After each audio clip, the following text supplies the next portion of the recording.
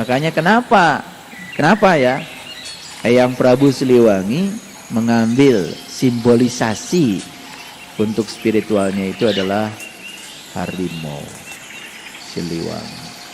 Keren banget. Karena harimau itu coba lihat, kebanyakan harimau jarang berkerumun, sendiri aja gagah. Begitu ada buruan, lari kenceng. Gak dapat yang diburu, yaudah senyum-senyum aja, ketawa-ketawa sambil gogoleran. Betul nggak? Santai aja. Gak kayak kalian. Dapat buruan, melekat. Gak dapat yang diburu, kecewa. Pernah nggak lihat harimau kecewa? Nggak pernah. Santai aja. Banyak yang tidak mengerti. Silih asa, silih asih, silih asuh. Ujungnya kan silih wangi. Kenapa lambangnya harimau? Betul nggak? Iya. Udah harimau, kemudian lambang keduanya kan kujang. Betul nggak? Dan sebetulnya orang Sunda bilangnya bukan harimau, maung. Tahu maung? Kalian salah nyebutnya maung. Maung. Maung itu manusia unggul.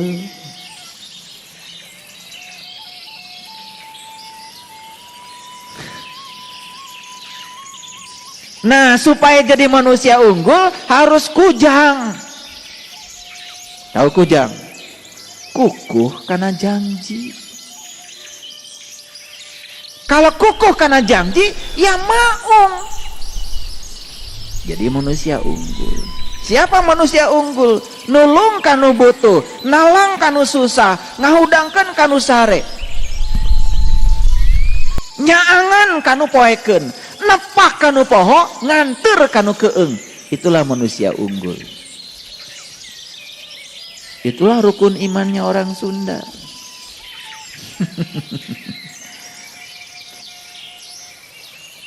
Gak ngerti. Jadi ini kan kajian hakikat. Kalau kajian hakikat itu ada pada keyakinan hati. Nah, ketika kita duduk di keyakinan itu dirasa.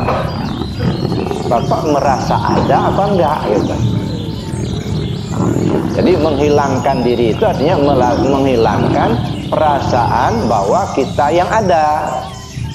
Jadi bukan menghilangkan tubuh, bukan.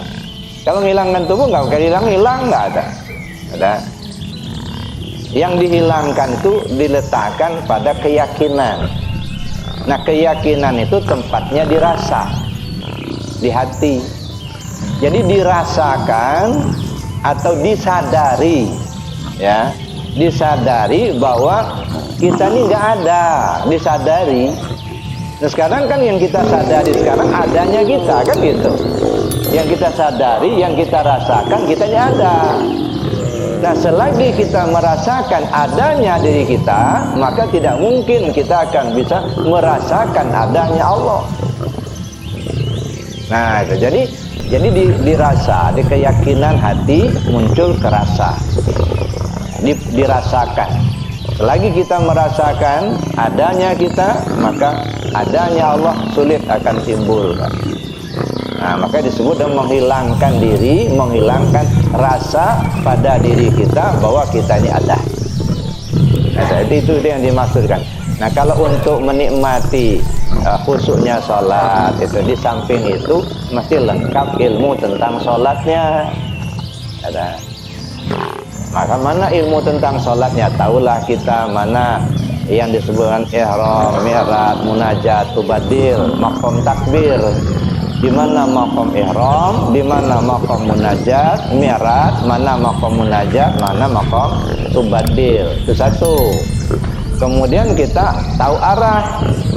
Ya, arah itu kiblat.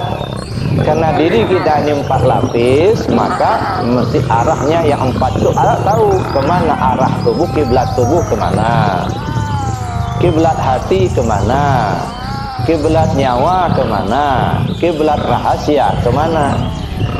Nah, kalau itu belum terarah, itu nggak, kekhusyukan sulit akan didapat. Nah, mesti kita lengkapkan ilmu tentang sholatnya.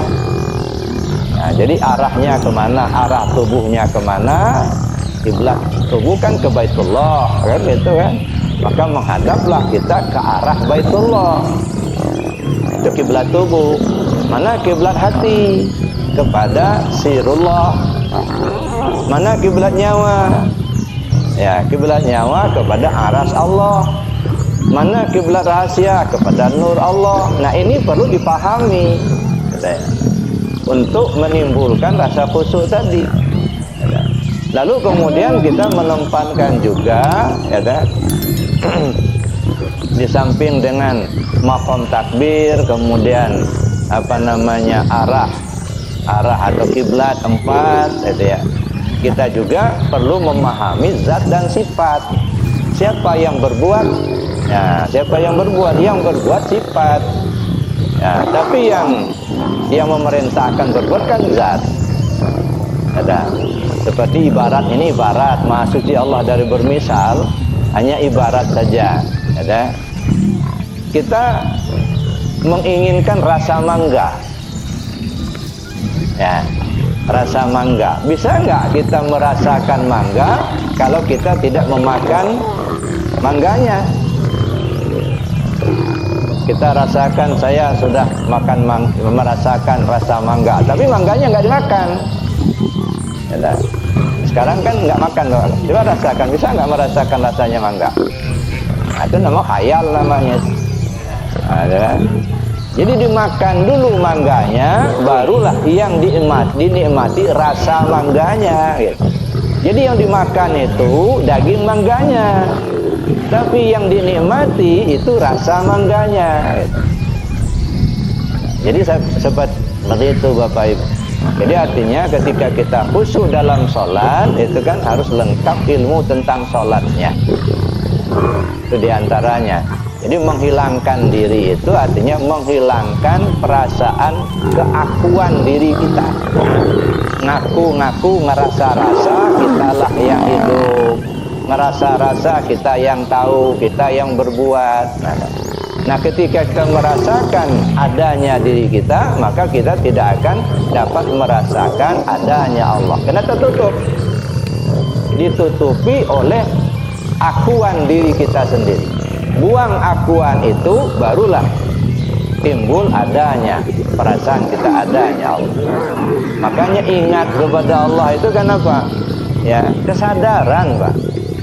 Kalau mengingat-ingat saja, otak kita yang mengingat ya susah. Ya, tapi kesadar seperti Pak Dede. Nah, Pak Dede kena merasa Pak Dede itu nama dari Bapak, ya walaupun Bapak tidak ingat-ingat itu, ya tidak sebut-sebut, tapi karena Bapak merasa Bapak itulah Pak Dede, begitu orang panggil Pak Dede, oh iya saya, nah itu kan muncul. Kenapa? Karena yang Bapak rasakan Bapak itulah yang Pak Dede. Ada. Contohnya lagi, ini meja, ya percaya nggak Bapak ini meja? Percaya. Kenapa Bapak percaya ini meja? Nah, kita percaya ini meja. Ya, kenapa bapak-bapak percaya ini meja? Karena kita bukan meja. Ya, kan dua hal yang berbeda. Kita percaya ini meja. Kenapa kita percaya? Ya, karena kita bukan meja. Andaikan satu saat bapak itu yang jadi meja, kita kira-kira masih perlu percaya nggak sama meja? Nggak perlu lagi, memang Bapak itulah yang meja. Nah, disitulah kesadaran. Jadi ingat kepada Allah itu ada kesadaran kita kepada Allah. Jadi bukan diingat-ingat nama itu sebutan, gitu ya. Nama disebut, yang diingat itu yang punya nama. Begitu saya disebut Pak Suryadi, nama. Tahulah kita dengan Pak Suryadi itu seperti apa sih? Orangnya putih, ganteng, gitu. Cuman sudah agak tua dikit, gitu. Sadar, tahulah kita, gitu. Nama sebutan, nama disebut, yang punya nama diingat. baru kita bisa mencapai khusyuknya sholat tadi. Kenapa setiap ada orang mati atau mau mati baca Yasin? Jadi kenapa saya bikin satu ceramah saya, satu CD surat Yasin? Sebetulnya itu latar belakang. Setiap ada orang yang mau mati atau sudah mati, pasti yang dibacakan surah Yasin. Pengen tahu saya Yasin itu apa sih isinya? Begitu saya tahu isinya, dari Yasin sampai wa ilaihi turja'un, ternyata tidak ada pesan kalau Yasin itu buat yang mau mati atau yang sudah mati. Justru untuk kalian yang masih hidup supaya bisa mati.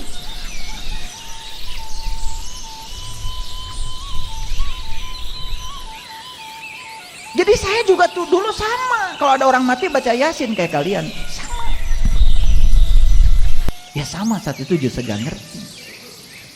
Cuman bedanya saya nanya, kalian enggak. Kan kalau udah baca langsung dapat pahala toh? Kapan pahalanya? Nanti. Hebat kalian, luar biasa.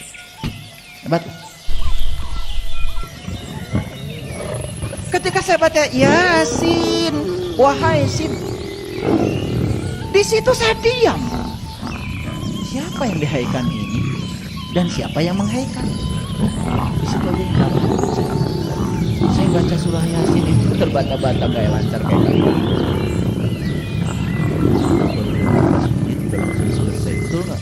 Luar biasa. Saya baca baru Yasin, berhenti saya di sini. Otak saya mulai jalan. Yasin, wahai Sin. Kan ada pertanyaan bagi saya, siapa yang menghaikan dan siapa yang dihaikan, kan gitu. Gitu nggak? Hebat kali. Luar biasa. Makanya saya itu gak secepat kalian. Langsung wa ilaihi turja'un. Saya lambat di situ. Lalu saya tanya lagi, kenapa iya itu titiknya 2 di bawah? Kenapa sin itu geriginya 3? Saya kan mulai nanya, nggak mungkin sekelas Nabi Muhammad nulis sesuatu sembarang. Nggak mungkin.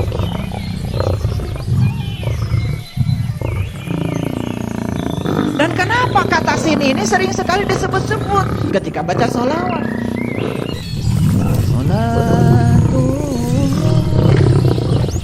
Salamullah ala toha Rasulillah, salatullah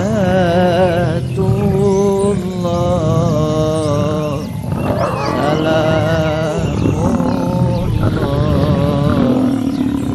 ala yasin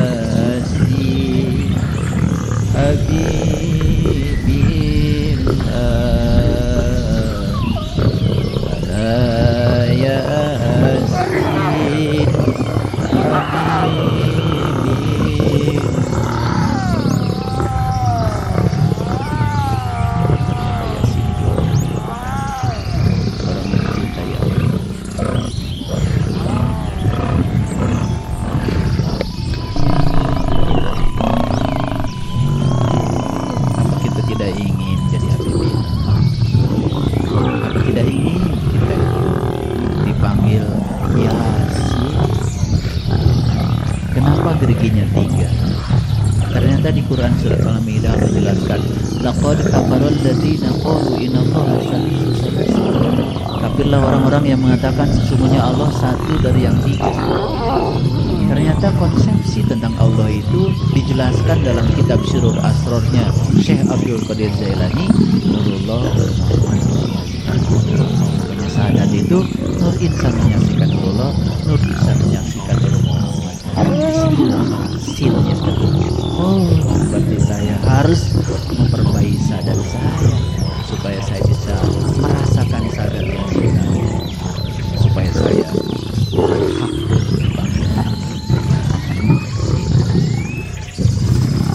begitu sampai di titik itu wal Qur'anil Hakim. temukanlah bacaan yang bijaksana. Apa tuh jalan siratal mustaqim? Jelas di Quran. Siratal ladzina an'amta 'alaihim. Jalannya orang-orang yang diberi nikmat. Siapa yang diberi nikmat? Jelas di Quran. Wa may yuti'illah wa rasulahu fa ulaika ma'al ladzina an'ama Allahu 'alaihim minan nabiyyin wasyiddiqin wasyuhada. Orang yang diberi nikmat cuma 4. 1 para nabi, para siddiqin, para syuhada, dan para sholihin. Masuk kalian salah satu dari 4 saja, udah keren. Maka kalian sudah termasuk orang yang diberi nikmat. Kalau kalian sudah termasuk orang yang diberi nikmat, berarti kalian sudah masuk ala siratil mustaqim.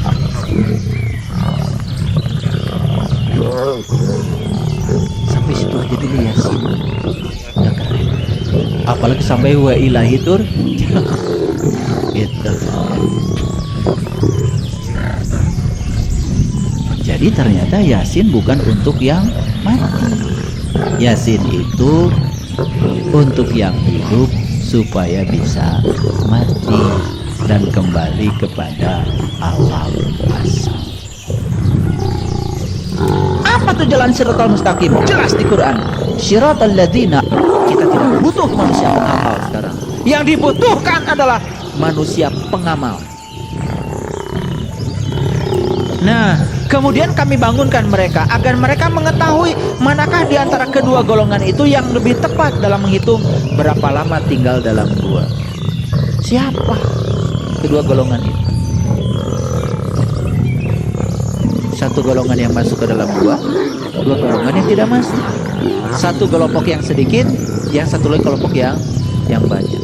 Saya kasih tahu Bapak Ibu, dalam Quran surat Al-Ma'arij dikatakan 1 hari dalam cahaya sama dengan 50.000 tahun di alam dunia.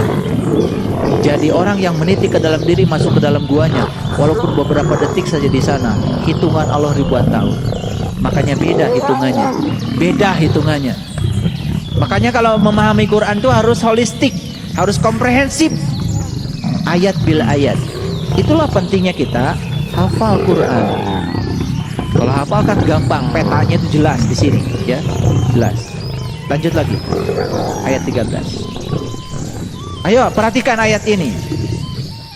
Nahnu nakusu alaika naba'ahum bilhaq. Kami kisahkan kepadamu cerita ini dengan benar.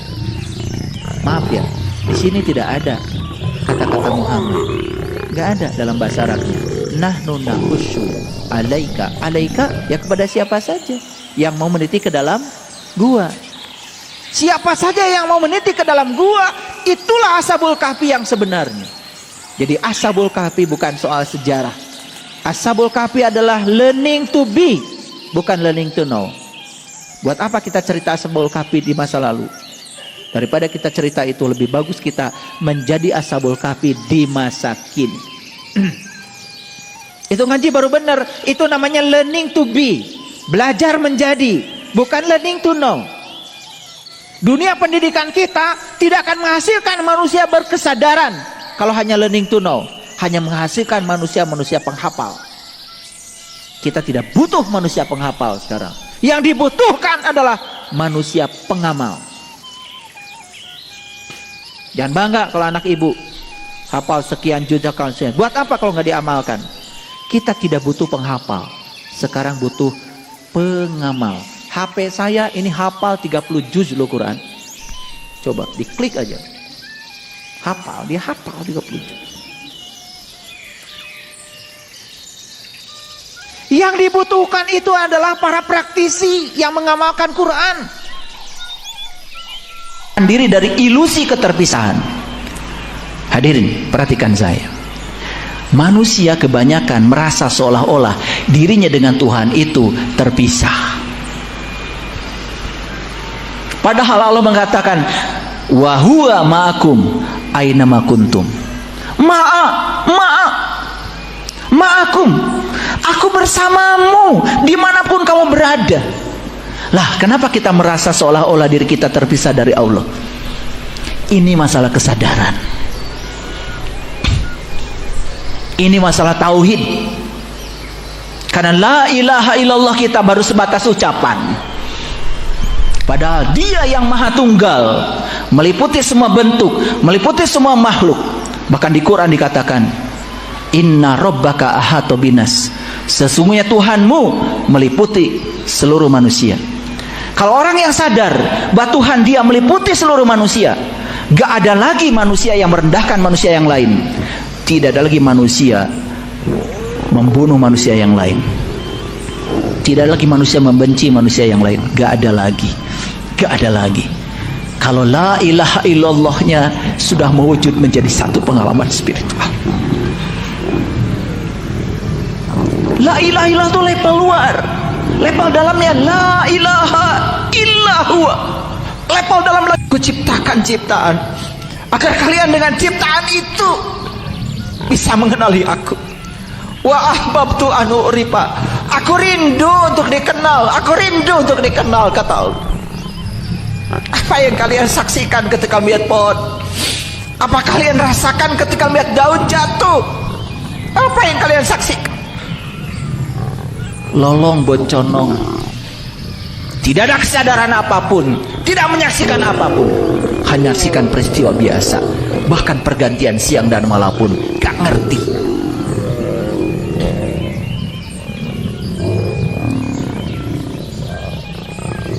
Saya tanya pada kalian semuanya, ini siang apa malam? Siang. Kemana malam pergi? Apakah di sekitar kita saat ini ada malam? Ada malam? Kalian tidak tahu. Padahal di balik siang ini ada malam. Cuman malam sedang tidak kelihatan. Karena apa? Karena terhalang oleh cahaya ini. Nanti sore, begitu cahaya ini tidak ada lagi. Dalam hiruk pikuk dunia, kita mudah terlempar ke masa lalu atau masa depan. Kita mengingat kesalahan, meratapi kegagalan, atau mencemaskan apa yang belum tentu terjadi. Tapi ada satu hal yang selalu bisa membawa kita kembali ke saat ini, yaitu napas. Napas adalah jembatan antara tubuh dan kesadaran. Ia tidak pernah berada di masa lalu atau masa depan. Napas hanya ada di sini, sekarang. Coba tarik napas perlahan dan hembuskan dengan lembut. Rasakan bagaimana udara masuk dan keluar. Di situ kamu hadir, di situ hidup terasa nyata. Kita tidak butuh tempat sunyi untuk meditasi. Cukup hadir dalam satu tarikan napas. Di tengah pekerjaan, saat merasa tertekan, atau bahkan saat sedang merasa kehilangan arah, kamu selalu bisa kembali ke napas. Ucapkan dalam hati, aku kembali ke tubuh, aku kembali ke saat ini. Dan kamu akan menyadari bahwa banyak hal yang kamu cemaskan hanya hidup di pikiran.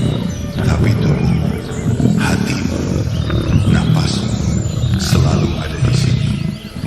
Untuk disadari, hari ini, kapanpun kamu merasa tersesat, jangan cari jalan keluar terlalu jauh. Cukup kembali ke napas, karena saat kamu menyatu dengan napas, kamu menyatu dengan hidup itu sendiri. Bayangkan kamu duduk diam dan sebuah pikiran muncul. Aku tidak cukup baik. Lalu datang perasaan, kenapa hidupku begini terus? Tanpa sadar kamu terbawa, larut, terjebak, sampai kamu percaya bahwa itu adalah dirimu. Tapi tunggu sebentar. Siapa yang mendengar pikiran itu? Siapa yang merasakan emosi itu? Itulah dirimu yang sejati, sang pengalir. Bukan pikirannya, bukan emosinya, tapi kesadaran yang menyaksikan semuanya. Kamu bisa mengamati pikiran karena kamu bukan dia. Kamu bisa merasakan emosi karena kamu bukan emosi itu sendiri. Kamu adalah ruang di mana semua itu muncul dan menghilang. Dan di ruang itu tidak ada penilaian, tidak ada luka, tidak ada tekanan untuk menjadi cukup. Hanya hadir, hanya sadar, hanya menjadi. Hari ini tarik napas, lihat pikiranmu datang, biarkan ia lewat, dan ingatkan dirimu Aku bukan suara di kepala ini. Aku adalah kesadaran yang mengamati. Saat pikiran negatif muncul hari ini, jangan marah, amati saja. Tulis di komentar, aku adalah pengamat, bukan pikiranku. Makanya kenapa? Apabila di dalam dirimu ada hidup yang sejati, temuilah hidup yang sesejati-sejatinya hidup. Apabila di dalam dirimu ada rasa yang sejati, temuilah rasa yang sesejati-sejatinya rasa. Apabila di dalam dirimu ada kasih yang sejati, temuilah kasih yang sesejati-sejatinya kasih. Apabila di dalam dirimu ada rindu yang sejati, temuilah rindu yang sesejati-sejatinya rindu. Apabila di dalam dirimu ada rasa sayang yang sejati, temuilah rasa sayang yang sesejati-sejatinya sayang. Apabila di dalam dirimu ada cinta yang sejati, temuilah cinta yang sesejati-sejatinya cinta. Dalam badan kotu ibati ini, rasa ape rasa aki, paling dalam rasa tak tapangki. Ilahi ya Rabbi.